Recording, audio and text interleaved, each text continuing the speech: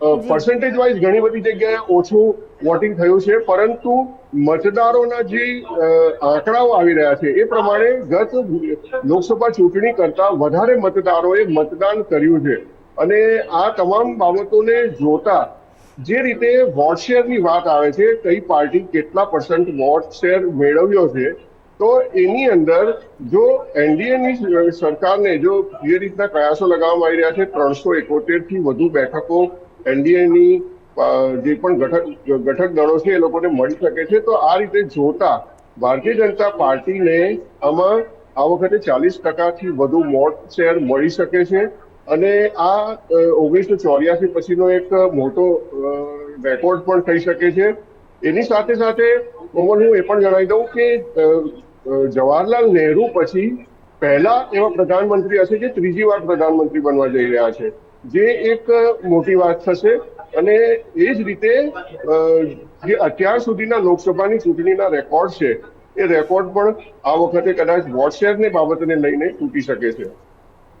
જી જયેશ, એક જેવી રીતે આપણને કોંગ્રેસની વાત કરવામાં આવે તો આ વખતે કોંગ્રેસ અને આમ આદમી પાર્ટી બંને તેમનો ભાવિ ગુજરાતમાં પણ નક્કી કરવાના ઇંતજારમાં છે. શું લાગી રહ્યું છે જે કોંગ્રેસની જો સીટો છે એના પર બનાસકાંઠાની વાત કરવામાં આવે તો બનાસકાંઠામાં પણ એક કસાકસીનો માહોલ છે. એક બી તરફ ગેનીબેન ઠાકર છે અને બીજી તરફ રેખાબેન ચૌધરી છે.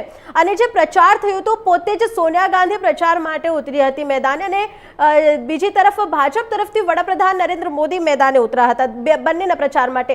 તો શું લાગી રહ્યું છે આ કસાકસીના માહોલમાં કોના ખાતામાં આવી સીટો આવી શકે છે, કેમ કે બનાસકાંઠાના લોકોના મંતવ્ય કેવી રીતે થાય એ શું છે? પણ જે રીતે જ્ઞાનીબેન ઠાકોરની આપણે વાત કરી, કોંગ્રેસના ઉમેદવાર છે અને ખૂબ જ જુઝારુ ઉમેદવાર કહી શકાય કે એમણે ખૂબ જ ઝંઝાવાતી પ્રચાર કર્યો હતો. એની સાથે ખુદ પ્રિયંકા ગાંધી પ્રચારમાં જોડાયા હતા, રાહુલ ગાંધી પણ પ્રચારમાં આવ્યા હતા ગુજરાતમાં. અને એની સામે નરેન્દ્ર મોદી સહિત અમિત શાહ અને અન્ય મોટા નેતાઓ ભારતીય જનતા પાર્ટીના ઉમેદવારો માટે પ્રચાર કરવા માટે આવ્યા હતા. એ તમામ બાબતોને જોતા જે બનાસકાંઠા બેઠક છે, બનાસકાંઠા બેઠકની અંદર ખૂબ જ રસાકસી ભર્યો જંગ રહ્યો હતો. પરંતુ જે ગ્રાઉન્ડ રિપોર્ટ મતદાન પછી મેળવવામાં આવ્યો છે એની અંદર બનાસકાંઠા બેઠકમાં પણ બીજેપી ઉમેદવાર જે ખરા રેખાબેન એ વિજેતા થાય એવા સર્વે રિપોર્ટ આવ્યો છે. અને એની સાથે સાથે હું તમને જણાવી દઉં કે બનાસકાંઠાની સાથે સાથે સાબરકાંઠા જે વિસ્તાર છે એ વિસ્તારમાં પણ ખૂબ જ રસાકસી ભર્યો માહોલ દેખાઈ રહ્યો હતો. શરૂઆતના તબક્કામાં ભાજપના કેટલાક જે નેતાઓ છે એ ભાજપથી નારાજ પણ થયા હતા. ટિકિટ આપવાને બાબતે લઈને સાબરકાંઠા બનાસકાંઠા વિસ્તારના ઘણા બધા ફેક્ટરો કામ કર્યા હતા. એની સાથે સાથે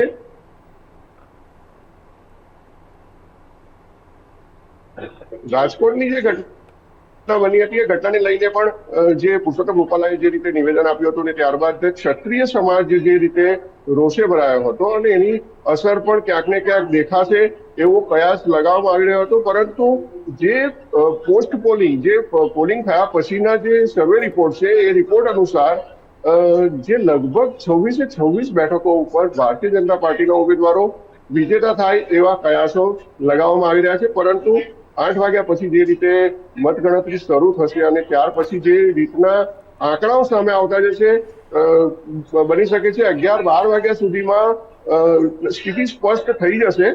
અને જે પણ જગ્યાઓ છે જ્યાં આગળ કોંગ્રેસે પોતાના 5 જેટલા ધારાસભ્યોને મેદાનમાં ઉતાર્યા હતા, એ 5 ધારાસભ્યોના વિસ્તારમાં એવું કહેવાય છે કે રસાકસી ભર્યો માહોલ રહ્યો હતો. એની સાથે સાથે 2 બેઠકો ઉપર આમ આદમી પાર્ટીના ઉમેદવારોએ પોતાના ઉમેદવાર ઉભા રાખ્યા હતા અને એમાં પણ બંને ઉમેદવારો ત્યાંના મોજૂદા ધારાસભ્ય હતા. આ બંને બેઠકો ઉપર પણ મુકાબલો ખૂબ જ રસપ્રદ રહ્યો હતો. અને જોવાનું હવે એ રહ્યું કે હવે પરિણામનો જ્યારે સમય છે, પરિણામ કોના તરફે આવે છે એ ખાસ જોવાનું રહ્યું. જી જયેશજી, હવે હું સચિનજી સાથે વાત કરીશ. તો સચિનજી, તમે વલસાડમાં છો અને જો આપણે દમણ અને વલસાડ સિલવાસા એવી બેઠકોની વાત કરવામાં આવે જ્યાં બેઠકો તો ઓછી છે પરંતુ મતદાતાઓ પણ ઓછા ગણતરીમાં છે, તો આવી બેઠકો ઉપર જે પ્રથમ રુઝાન આવે એમાં શું લાગી રહ્યું છે, કઈક બેઠક કોના ખાતામાં આવી શકે છે?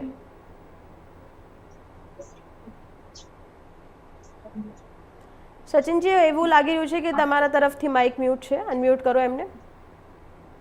જી કોમલ, સૌથી પહેલા જો આપણે કેન્દ્ર શાસિત પ્રદેશ દમણની વાત કરીએ તો દમણ અને દાદરા નગર હવેલી જે બંને ગુજરાતને અડીને આવ્યા છે, એમ તો ગુજરાતનો હિસ્સો કહીએ તો પણ ખોટું નથી. આ વખતે દમણમાં જે છે એ ખરાખરીનો જંગ રહેશે, કારણ કે ભાજપ ના ઉમેદવાર લાલુ પટેલ છે, કોંગ્રેસમાંથી કેતન પટેલ છે, અને નિર્દલીય એટલે અપક્ષ ઉમેદવાર જે છે એ ઉમેશ પટેલ. હવે આ ત્રણ ઉમેદવારો વચ્ચે ટક્કર, એક કાંટાની ટક્કર થઈ રહી હતી. જે લાલુ પટેલ છે તેને બીજેપીએ સતત ફોર્થ ટર્મમાં રિપીટ કરવાના કારણે ક્યાંક ને ક્યાંક એન્ટી ઇન્કમ્બન્સી પણ નજર આવતી હતી, અને કેતન પટેલ છે એમને સેકન્ડ ટાઈમ કોંગ્રેસે ફરીથી રિપીટ કર્યા હતા. આ વચ્ચે ઉમેશ પટેલ એક એવો ચહેરો છે કે એ આ બંને ઉમેદવારોની હાર જીતનો કારણ પણ બની શકે અને પરિણામ પણ ફેરવી શકે. લાસ્ટ ટર્મમાં પણ ત્રિપાંખીય જંગ જ આ જ રીતનો હતો, અને લાસ્ટ ટર્મ જયારે હતી 2019માં, તો તે સમયે ઉમેશ પટેલના કારણે ક્યાંક ને ક્યાંક કોંગ્રેસને ફટકો પડ્યો હતો, કારણ કે એક નાનકડા મત ક્ષેત્ર, આમ જોવા જઈએ તો લગભગ લાખ ના અંદર વોટિંગ થતું હોય દમણ બેઠકનું, દમણ અને દીવ બંને મળીને જે દમણ બેઠક છે એનું લાખના અંદર વોટિંગ થતું હોય. હવે લાખના અંદરનું જે વોટિંગ છે એવા વોટિંગમાં 20,000 મત ગત ટર્મમાં ઉમેશ પટેલ નિર્દલીય અપક્ષ તરીકે લઈ ગયો હતો. અને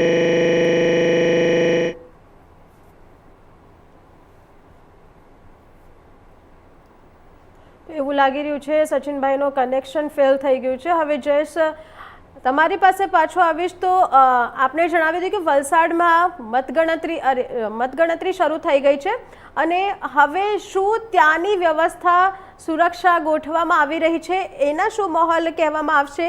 અને બીજી તરફ એ પણ વાત છે કે જ્યારે સાંજે મતદાન બાદ રિઝલ્ટ આવવાના હશે, તો જો રિઝલ્ટમાં બહુ ઓછું પરિણામ આવે છે, જ્યારે બે પાર્ટી વચ્ચે ટાઈ થઈ જાય છે, તો શું થશે? કે કેમ એવું પણ થાય છે કે ટ્રાય થવા બાદ બંને પક્ષો વચ્ચે એક જંગ પણ જામે છે, જે બાદ એ લોકો ઇલેક્શન કમિશન પાસે પાછા જાય છે બોલવા માટે કે ઈવીએમમાં કંઈક ખોટ આવ્યો છે. તો આવી જ રીતે દરેક જ્યારે કોઈક પણ ઇલેક્શન હોય છે તો પાર્ટી એકબીજા પર આરોપ પ્રત્યારોપ કરતા હોય છે કે ઈવીએમમાં ખોટ હતી, કેમ કે પશ્ચિમ બંગાળમાં પણ એવા કેટલી વાર થઈ ચૂક્યા છે કે મતગણતરી હાથ ધરવામાં આવી. ગઈકાલે પણ 2 જિલ્લાઓમાં મતગણતરી હાથ ધરવામાં આવી હતી ફરીથી.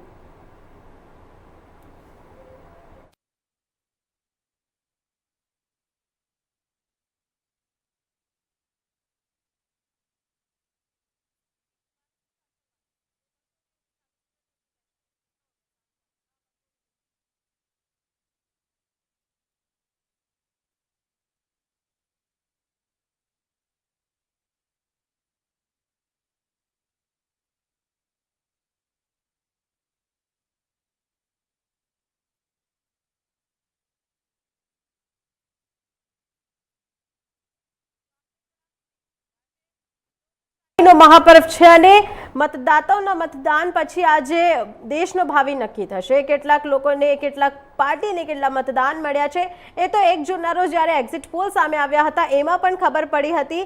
8,000 પૈકી 100% ઉમેદવારો આ વખતે મેદાનમાં છે. 47% ઉમેદવારો અપક્ષના છે. જ્યારે પક્ષની વાત કરવામાં આવે તો એના પણ કેટલાક ઉમેદવારો મેદાને છે. તો 1984ની વાત કરવામાં આવે તો સૌથી વધુ કોંગ્રેસને વોટ મળ્યા હતા, અને એ પછી એવું ક્યારેક નથી બન્યું કોઈના પણ ઇલેક્શનમાં. જે આપણે ચૂંટણી, વિધાનસભા ચૂંટણીની વાત કરવામાં આવે, લોકસભા ચૂંટણીની વાત કરવામાં આવે, તો ક્યારેક બન્યું નથી કે કોંગ્રેસ બાદ કોઈક પાર્ટીને એટલો વોટ પ્રતિશત મળ્યો હોય. પરંતુ આ 2024માં લાગી રહ્યું છે કે ભાજપને 40%થી વધારે વોટ મળી શકે છે, કેમ કે જે એક્ઝિટ પોલના અંદાજા મુજબ આવી વાત કરવામાં આવી રહી છે. તો જો આપણે 2019ની ભાજપની ટકાવારીની વાત કરવામાં આવે તો ભાજપને 37% વોટ મળ્યા હતા, અને ઇન્ડી ગઠબંધનને પણ 25થી નીચે જે ટકાવારી હતી એના વોટ મળ્યા હતા. હવે અપડેટ્સની વાત કરવામાં આવે તો જામનગરમાં હરિયા કોલેજ ખાતે લોકસભાની બેઠક માટે મતગણતરી થશે. લોકસભા ચૂંટણી 2024 માટે મતગણતરી હાથ ધરવામાં આવશે, અને બેઠકો પર ત્રીજા તબક્કામાં 7 મેના રોજ મતદાન થયું હતું. જામનગર લોકસભા સીટ પર 57.67% મતદાન યોજાયું હતું. તો તો આજે કુલ 10.48 લાખ મતોની ગણતરી થશે. જામનગર લોકસભા બેઠકની પર ભાજપના પૂનમબેન માઢમ અને કોંગ્રેસના જેપી મારવિયા વચ્ચે જંગ જામી રહ્યું છે. જો આપણે યાત્રાધામ શામળાજીની વાત કરવામાં આવે તો ત્યાંના ઉમેદવાર ભાજપના ઉમેદવાર દર્શન કર્યા હતા. ત્યાંની શોભાનાબેન બૈરિયાને શામળાજીના દર્શન કર્યા હતા. પંચમહાલની વાત કરવામાં આવે તો મતગણતરી કેન્દ્ર ઉપર સ્ટાફ આવી ચૂક્યા છે અને તેમને પણ પ્રવેશ આપવામાં આવ્યા છે. 2200થી વધુ મતગણતરી સ્ટાફ પંચમહાલ લોકસભા બેઠક મતોની ગણતરી કરવાના છે. 26 રાઉન્ડમાં મતગણતરી યોજાશે. પોલીસની 3 લેયરની સુરક્ષા પણ ગોઠવવામાં આવી છે. અમરેલી લોકસભા બેઠક ઉપરની વાત કરવામાં આવે તો અમરેલી લોકસભા બેઠક ઉપર થોડીક વારમાં મતગણતરી શરૂ થશે. અમરેલી પ્રત્યાપરાય કોલેજમાં રાજકીય પાર્ટીના એજન્ટ સહિત કાર્યકરો પહોંચી ગયા છે. અહીં પોલીસનો ચુસ્ત બંદોબસ્ત પણ ગોઠવી દેવામાં આવ્યો છે. ચેકિંગ કરી લોકોને પ્રવેશ આપી રહ્યા છે. 8 વાગ્યા મતગણતરી શરૂ થવાની છે અને 8 વાગ્યામાં 5 મિનિટનો સમય બાકી રહી ગયું છે. અને હવે આપણે જણાવી દઈએ કે મતગણતરી શરૂ થવાની છે. જેવી રીતે રુઝાન સામે આવશે અમે લોકો તેવી જ રીતે તમને અપડેટ આપીશું. તો ગુજરાતમાં લોકસભાની 25 બેઠક ઉપર મતગણતરી યોજવાની છે. જો આપણે એક બેઠકની વાત કરવામાં આવે, કેમ કે ગુજરાતમાં 26 બેઠકો હતી તો એક તો બિનહરીફ હતી.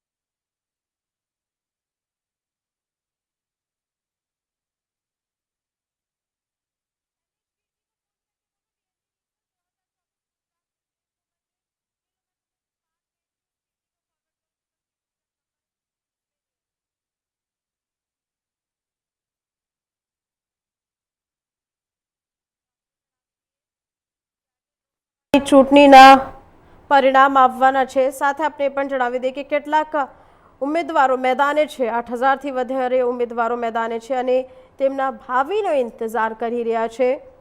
સાથે ભાજપની વાત કરવામાં આવે, એક્ઝિટ પોલની વાત કરવામાં આવે તો ભાજપના ખાતામાં 371ની સીટ આવવાની શક્યતા જણાવવામાં આવી હતી. જો ઇન્ડી ગઠબંધનની વાત કરવામાં આવે તો ઇન્ડી ગઠબંધનમાં 25થી વધારે પાર્ટીઓનો સમાવેશ થાય છે અને એમના ખાતામાં પણ 100ની આસપાસ જે છે સીટો આવવાની શક્યતા દર્શાવવામાં આવી રહી છે, 200ની આસપાસ. અને જે આપણે બીજા પક્ષોની વાત કરવામાં આવે, બીજી જે પણ પાર્ટીઓ છે એના ખાતામાં 60થી 70 સીટો આવવાની શક્યતા એક્ઝિટ પોલમાં પણ જણાવવામાં આવી હતી. તો એવા કેટલાક દ્રશ્યો 2 દિવસ પહેલા ને ગઈકાલે પણ ગુજરાતમાંથી સામે આવ્યા હતા કે લોકો જશ્નની તૈયારી કરી રહ્યા છે. પરંતુ જે રાજકોટમાં ઘટના બની હતી એ બાદ એવું કહેવામાં આવ્યું હતું, CR પાટીલે પ્રેસ કોન્ફરન્સ કરી હતી અને એમણે પ્રેસ કોન્ફરન્સમાં કહ્યું હતું કે રાજકોટમાં જે અગ્નિકાંડ બન્યો છે એ બાદ 4 જૂને જ્યારે રિઝલ્ટ આવશે ત્યારે ભાજપ કોઈક પણ સેલિબ્રેશન નથી કરશે, કેમ કે ગુજરાતમાં એવી મોટી ઘટના સર્જાઈ છે એ બાદ સેલિબ્રેશનનો મૂડ નથી. પરંતુ કેટલાક મીઠાઈવાળા હતા અને કેટલાક લોકો હતા તે લોકો કહેતા હતા કે આપણે જ્યારે ભાજપ 400 પાર આવશે તો ફ્રીમાં જલેબી વાટવામાં આવશે અને કેટલીક જગ્યાએ વિતરણ પણ કરવામાં આવશે વસ્તુ.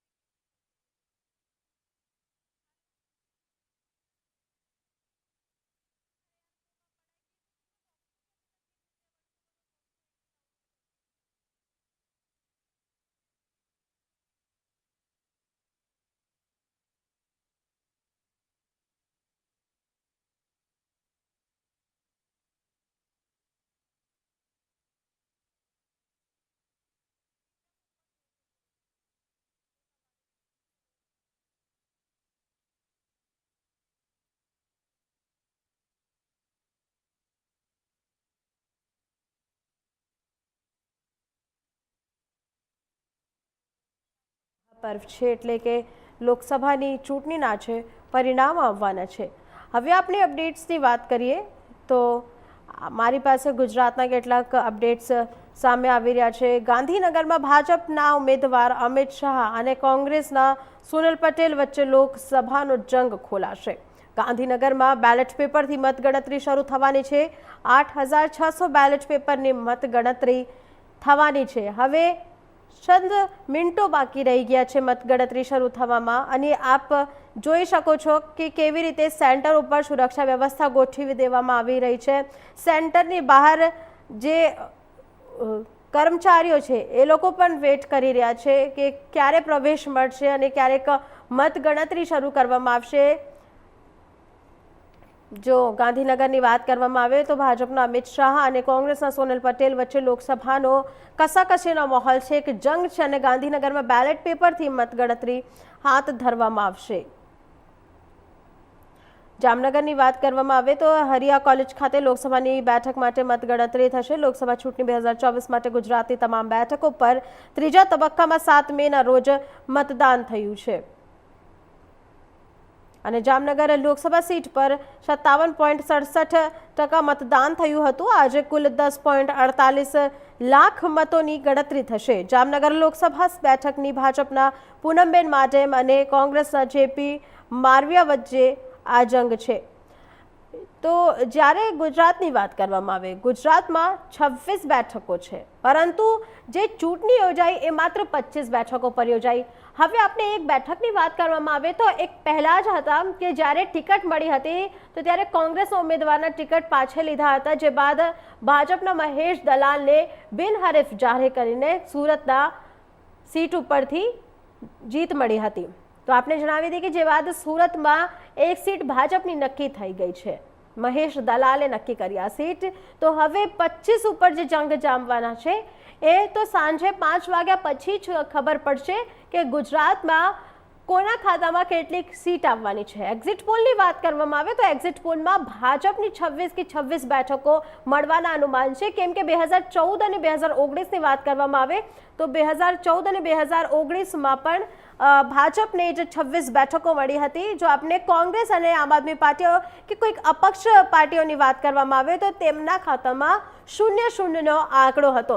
હવે 2024ની વાત કરવામાં આવે તો 2024માં ભાજપના જે એક્ઝિટ પોલની વાત કરવામાં આવે તો ભાજપની જે એક્ઝિટ પોલ મુજબ 40%થી વધુ વોટિંગ મળવાની શક્યતા જણાવવામાં આવી રહી છે. જો સીટ ટકાવારીની વાત કરવામાં આવે તો 371ની, કોંગ્રેસની વાત કરવામાં આવે તો 200ની આસપાસની સીટ ટકાવારી, અને જે અપક્ષની વાત કરવામાં આવે તો અપક્ષની પણ એવી જ 60થી 70 સીટો મળવાની શક્યતા દર્શાવવામાં આવી રહી છે. 1984ની વાત કરીએ તો ચૂંટણી પછી એવું ક્યારેક બન્યું નથી કે ભારતમાં કોઈ પણ રાજકીય પક્ષે 40%થી વધુ મતદાન મેળવ્યું હોય, અને ભારતમાં કોઈ પણ રાજકીય પક્ષે 40%થી વધુ મત મેળવ્યો હોય. 1984ની લોકસભા ચૂંટણીમાં કોંગ્રેસને 48.12% વોટ મળ્યા હતા. આ ચૂંટણી પૂર્વ વડાપ્રધાન ઇન્દિરા ગાંધીની હત્યા બાદ થઈ હતી. આ પહેલા 1957ની લોકસભા ચૂંટણીમાં કોંગ્રેસને 47.78% વોટ મળ્યા હતા. એ સૌથી મોટા વોટ પ્રતિશત હતા. પરંતુ લોકનીતિની જો કોઈક બીજા વેબસાઇટ્સની વાત કરવામાં આવે, જ્યારે આપણે સર્વે મળ્યો હતો એના અનુમાન લગાવવામાં આવ્યું તો આ વખતે ભાજપને 40% વોટ મળી શકે એવા અનુમાન છે. 2019માં લોકસભા સીટની વાત કરવામાં આવે તો ભાજપને 37% વોટ મળ્યા હતા, અને આગાહી સાચી સાબિત થાય તેવું પણ લાગી રહ્યું છે. 1984 પછી ક્યારેક બન્યું નથી કે 2024માં આ થઈ શકે છે. લોકસભા ચૂંટણીના પરિણામમાં 8,000થી વધુ ઉમેદવારોના ભાવિનો ફેસલો થશે. 8,000 પૈકી 16% ઉમેદવારો રાષ્ટ્રીય પક્ષો દ્વારા ઊભા રાખવામાં આવ્યા હતા. 6% ઉમેદવારો રાજ્ય કક્ષાના પક્ષો દ્વારા ઊભા રાખવામાં આવ્યા હતા. તો જ્યારે 47% ઉમેદવારો અપક્ષ તરીકે ઊભા રહ્યા હતા. તો તેમ PRIS લેજિસ્લેટિવ રિસર્ચ રિપોર્ટની અનુસાર પણ જણાવવામાં આવ્યું છે કે 2024ની સામાન્ય ચૂંટણી 19 એપ્રિલથી 1 જૂન સુધી 7 તબક્કામાં યોજવામાં આવી હતી. આ 7 તબક્કામાં મતદાનનું પરિણામ જાહેર કરવામાં આવશે આજે. સાથે આપણે પણ જણાવી દઈએ કે 543 બેઠકો પર 744 પક્ષોના 8,360 ઉમેદવારો ઉભા રહ્યા હતા. જે 6 રાષ્ટ્રીય પક્ષોના ઉમેદવારો પણ સામેલ છે. 6 રાષ્ટ્રીય પક્ષો પૈકીના એક બહુજન સમાજ પાર્ટી એટલે કે બીએસપી એ સૌથી વધુ 488 ઉમેદવારો ઊભા રાખ્યા હતા. ત્યારબાદ ભાજપની વાત કરવામાં આવે તો ભાજપે 441 અને કોંગ્રેસની વાત કરવામાં આવે તો 328, સીપીઆઈની વાત કરીએ તો એ પર જ્યારે આમ આદમી પાર્ટીએ 22 ઉમેદવારો ઊભા રાખ્યા હતા. રાજ્ય કક્ષાના પક્ષોની વાત કરવામાં આવે તો સમાજવાદી પાર્ટી 71, તૃણમૂલે 48 બેઠકો પર ઉમેદવારો ઊભા રાખ્યા હતા. તો 36 એઆઈએડીએમકે, સીપીઆઈની વાત કરવામાં આવે તો સીપીઆઈએ 30, વાયનાડ બેઠક પરથી વાયએસઆરસીપીએ 25, રાજદે 24 અને ડીએમકે 22 ઉમેદવારો ઊભા રાખ્યા હતા. બિનસત્તાવાર પક્ષોની વાત કરવામાં આવે તો social unit centre of India એનો સૌથી અનુમાન જે લગાવવામાં આવ્યું 150, peoples party of India DMK 79 ઉમેદવારો ઊભા રાખ્યા હતા. બેઠક દીઠ સરેરાશ ઉમેદવારોની સંખ્યા 15 છે. તમિલનાડુની કરૂર બેઠક પર સૌથી વધુ 64 ઉમેદવારો ઊભા રહ્યા હતા, જે પૈકી 46 એટલે કે 84% ઉમેદવારો અપક્ષ હતા. ચૂંટણીમાં ઊભા રહેલા ઉમેદવારોની સરેરાશ ઉંમર 48 વર્ષ હતી. 17મી લોકસભા ચૂંટાયેલા 329 સદોએ આ વખતે ફરીથી ચૂંટણી લડી રહ્યા છે. 53 વર્તમાન પ્રધાનો પણ ફરીથી ચૂંટણી લડી રહ્યા છે.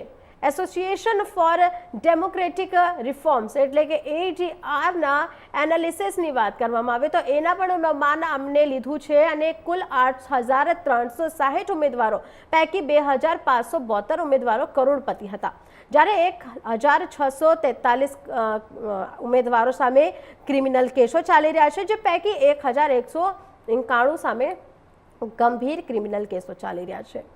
હવે 1 જૂનના સાંજના 6 વાગ્યા પછીથી મોટા ભાગે એક્ઝિટ પોલની ચર્ચા આવી ગઈ હતી અને દેશના એક્ઝિટ પોલની ચર્ચા તો થતી રહી છે, તો ત્યારે ગુજરાતનો મત કોને એ સવાલ પણ પૂછવો પડે. ગુજરાતની જ્યારથી સ્થાપના થઈ ત્યારથી લોકસભાની ચૂંટણી હોય કે વિધાનસભાની ચૂંટણી, બંનેમાં મતદારની તાસરી એકંદરે સ્પષ્ટ હોય છે.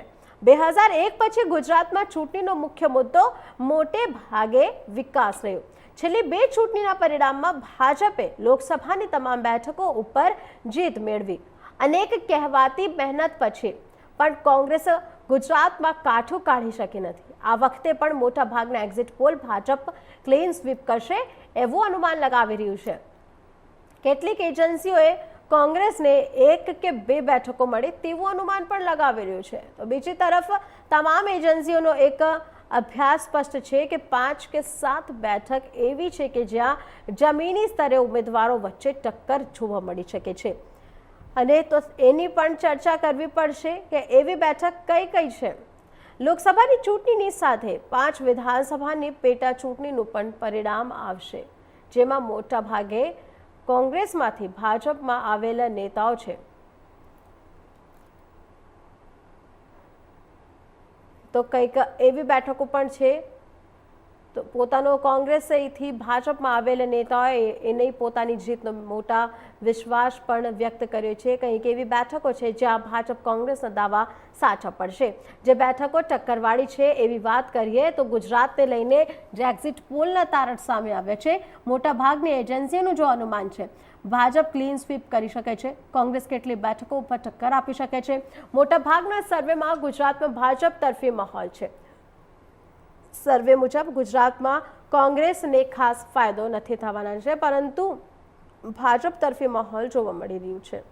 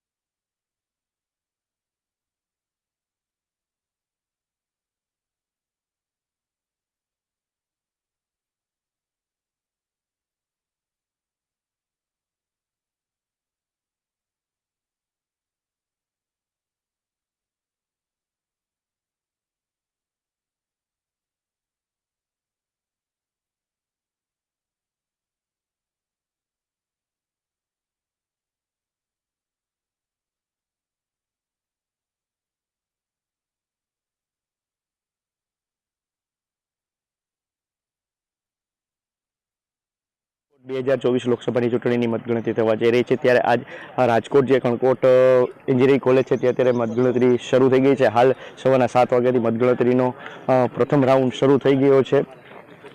જોઈએ તો અત્યારે જે 2036 મતદાન મથકો જે સૌરાષ્ટ્રના છે તેના ઉપર અત્યારે જે મતગણતરી શરૂ થઈ ગઈ છે. કુલ 149 રાઉન્ડમાં આ મતગણતરી કરવામાં આવશે. કુલ 12,60,768 મતદારોની જે ઈવીએમમાં મત નાખ્યા છે તેની અત્યારે ગણતરી કરવામાં આવશે. ત્યારે અત્યારે જે ચૂંટણીને લઈ અત્યારે જે મતગણતરી છે ત્યાં અત્યારે ચુસ્ત પોલીસ બંદોબસ્ત પણ રાખ્યો છે. કોઈ અનિચ્છનીય બનાવ ન માટે તે માટે ખડે પગે અત્યારે પોલીસ તૈનાત કરી દેવામાં આવી છે. કેમેરામેન ચિંતન વ્યાસ સાથે પ્રતિક લીંબાણી, ઇન્ડિયા ન્યૂઝ, રાજકોટ.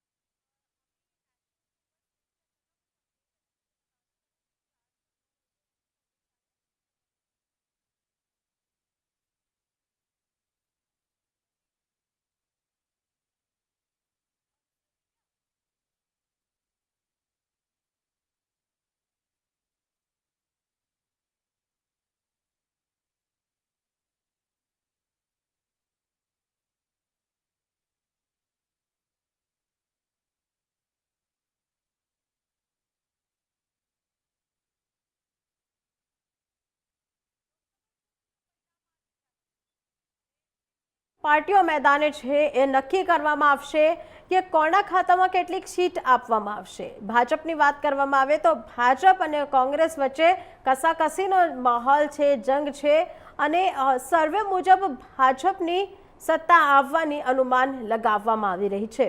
સવાર 8 વાગ્યાથી મતગણતરી શરૂ થઈ ગઈ છે. હવે જોવામાં એ રહેશે કે જો પ્રથમ રુઝાન સામે આવશે એમાં કેટલાક મતગણતરી સામે આવશે એ જોવાના રહેશે. પ્રથમ તબક્કા માટે 19 એપ્રિલે મતદાન થયું હતું. 1 જૂનના રોજ છેલ્લા તબક્કાનું મતદાન થયું હતું. આ વખતે ચૂંટણીમાં મુકાબલો ભાજપની આગેવાની હેઠળના ગઠબંધન એનડીએ અને 25થી વધુ પક્ષના ગઠબંધન ભારત વચ્ચે છે.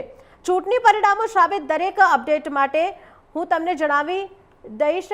તો સૌથી પહેલા હવે અમદાવાદ પૂર્વ બેઠકની વાત કરવામાં આવે તો ભાજપના હસમુખ પટેલની સામે કોંગ્રેસના હિમંતસિંહ પટેલ વચ્ચે જંગ છે અને કોંગ્રેસ ઉમેદવાર હિમંતસિંહ પણ મેદાને છે. એમનો પણ એક મહત્વપૂર્ણ બેઠક ગણાવવામાં આવી રહી છે. બનાસકાંઠા